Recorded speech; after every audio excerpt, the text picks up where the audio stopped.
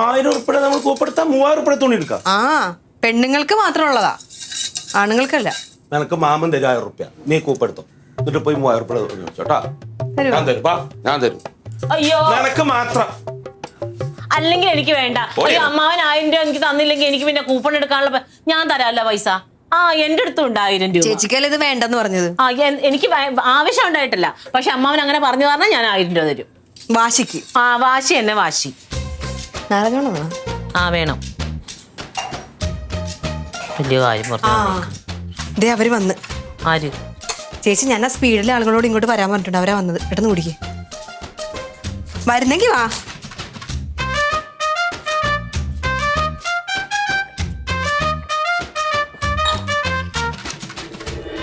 Lily ടീച്ചറിന്റെ വീടാണിത്.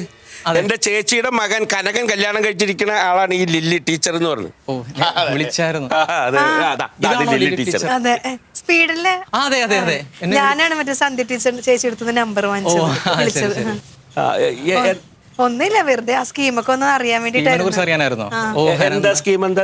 Scheme എന്ന് പറയുന്നത് ഇപ്പം ഒരുപാട് സ്കീം വന്നു പോകുന്നുണ്ട്. പക്ഷെ ഇപ്പൊ നിലവിലുള്ള സ്കീം എന്ന് പറയുന്നത് 1000 രൂപയുടെ കൂപ്പൺ എടുത്താൽ നമുക്ക് 3000 രൂപയ്ക്ക് പർച്ചേസ് ചെയ്യാം. എങ്ങനെ?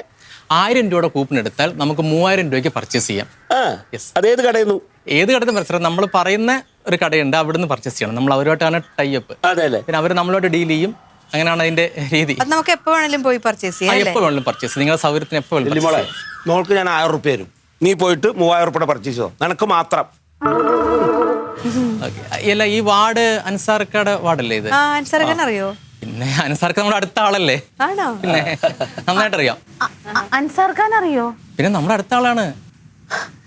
അപ്പൊ അവരുടെ കൂടെ വെള്ളയൊക്കെ ഇട്ട് നല്ല പൊക്കത്തില് നല്ല ഭംഗിയുള്ള നല്ല നിഷ്കളങ്ക മുഖമുള്ള ഒരു ചേട്ടൻ അറിയോ? ചുരുണ്ട മുടിയൊക്കെ ഉള്ള.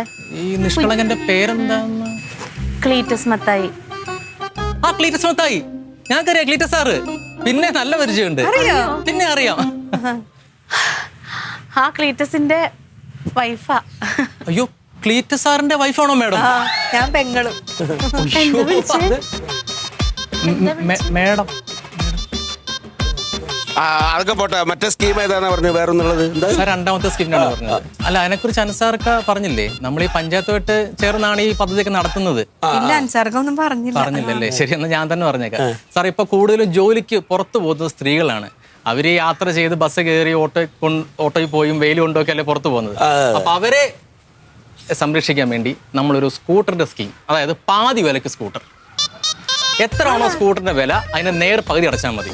സ്കൂട്ടർ നിങ്ങൾക്ക് സ്വന്തം. അതെ അല്ലേ? 1 ലക്ഷം രൂപയാണെങ്കിൽ 50,000 രൂപ 50,000 രൂപ അടച്ചാൽ മതി. അതാണ് ഈ സ്പീഡിന്റെ ഒരു പ്രത്യേകത. മനസ്സിലായില്ലേ?